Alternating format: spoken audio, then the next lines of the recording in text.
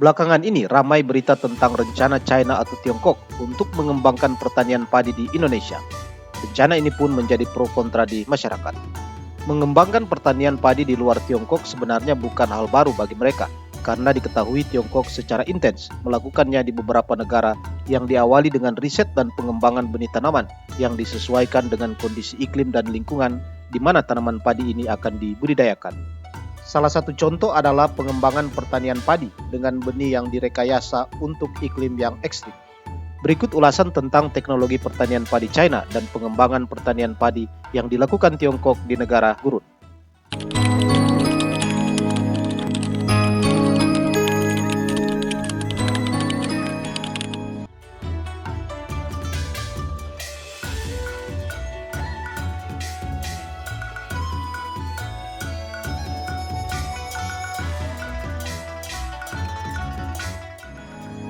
Cina adalah produsen dan konsumen beras terbesar di dunia. Namun, akibat perubahan iklim, luas lahan yang tersedia untuk budidaya padi di dalam negeri semakin menyusut. Ditambah dengan fenomena salinitas tanah atau peningkatan keasinan tanah akibat naiknya permukaan laut dan perubahan curah hujan yang disebabkan oleh perubahan iklim ini. Cina juga selama ini memiliki sekitar 1 juta kilometer persegi lahan yang tidak bisa digunakan untuk menanam tanaman pangan. Hal ini karena tingkat keasinan yang cukup tinggi. Tapi Cina bukan satu-satunya negara yang menghadapi masalah-masalah ini. Di seluruh dunia ada sekitar 2,35 miliar hektar tanah yang sangat asin dan 1 miliar hektar lahan telah hilang akibat salinitas, serta diperkirakan 10 juta hektar lahan lainnya menjadi asin setiap tahun. Menanam padi di laut terdengar sedikit aneh, tetapi pertanian laut adalah bentuk produksi pangan model baru yang bisa punya potensi nyata di masa depan. Kurang dari 1% air tawar tersedia untuk digunakan manusia dan 70% diantaranya digunakan untuk pertanian di seluruh dunia. Dengan populasi dunia hampir 8 miliar orang saat ini, yang diprediksi akan meningkat menjadi 10 miliar orang pada tahun 2050, peningkatan produksi pangan menjadi sangat penting. Pertanian konvensional membutuhkan banyak input, yakni pupuk, bahan kimia tertentu, tenaga kerja manual, dan air. Sebagian besar air yang digunakan dalam pertanian adalah untuk irigasi, dan beberapa tanaman membutuhkan lebih banyak air untuk tumbuh daripada tanaman lainnya. Padi adalah salah satu tanaman yang paling boros air, namun beras adalah hasil pertanian yang paling banyak dikonsumsi di seluruh dunia. Tumbuh di lebih dari 100 negara, padi memberikan pengaruh yang cukup besar sebagai makanan pokok. Lebih dari 700 juta ton diproduksi setiap tahun, dan lebih dari 90% produksi beras berasal dari Asia. Lebih dari 3,5 miliar orang bergantung pada beras setiap hari, yang membuat para ilmuwan terus meneliti untuk mengembangkan produksi tanaman pokok ini, dan salah satunya dengan memanipulasi genetika benih padi untuk bisa ditumbuhkan pada kondisi lahan yang tidak lasik. Memanipulasi genom padi bukanlah hal baru. Proyek beras emas muncul pada tahun 1999 untuk mengatasi kekurangan vitamin A yang merajalela yang mengakibatkan kebutaan di banyak negara.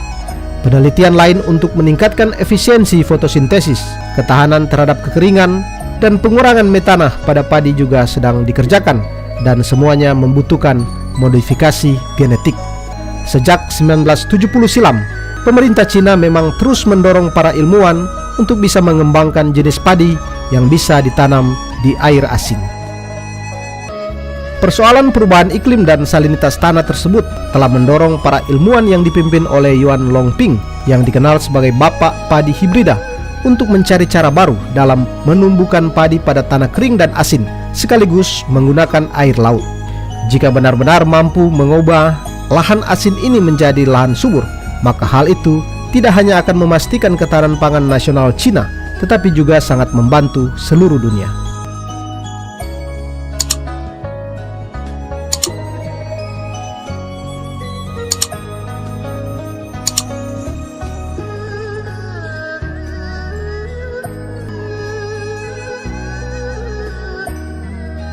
Yuan Longping bersama sejumlah ilmuwan asal Cina berhasil mengembangkan beberapa varietas tanaman padi yang bisa ditanam di air asin. Selama lebih dari 1 dekade, para peneliti ini mencoba mencari varietas padi yang bisa ditanam di air asin.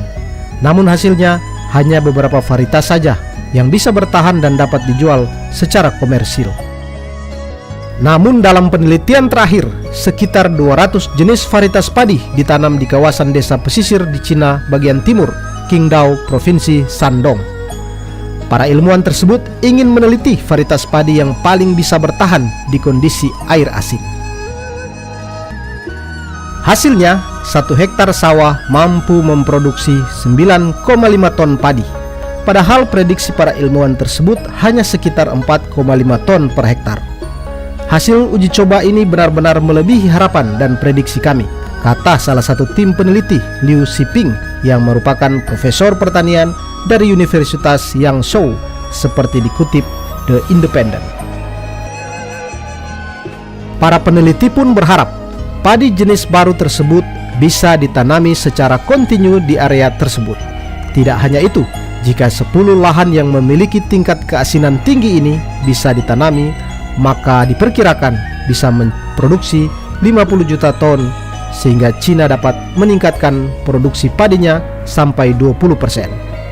Selain itu, hasil pertanian ini bisa menyediakan makanan untuk 20 juta orang.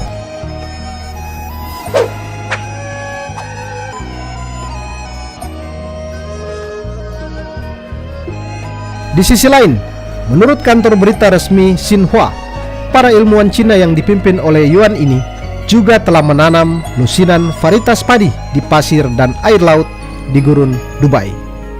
Mereka bereksperimen dengan air laut karena lebih mudah didapat di gurun daripada air tawar. Pada tahun 2018, tim Yuan berhasil menanam padi di padang pasir dengan air laut yang menghasilkan 7,5 ton per hektar, 2 kali lipat rata-rata global. Yuan mengatakan kepada Xinhua bahwa salah satu varietas padi yang ditanam di Dubai menghasilkan lebih dari 3 ton per hektar, yang menurut Yuan ini melebihi harapan. Yai Zhou, peneliti perubahan iklim dari Institut Penelitian Perdamaian Internasional Stockholm, mengatakan eksperimen yang berhasil itu berpotensi menguntungkan banyak negara.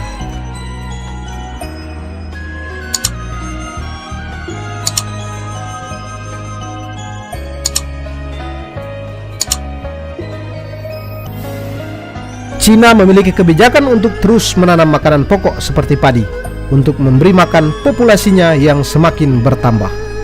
Teknologi terus diciptakan untuk memastikan swasembada di bidang pertanian. Sekarang mereka merayakan kesuksesan menanam padi di gurun pasir dan air laut, di mana lazimnya secara tradisional padi ditanam di tanah dan di air tawar.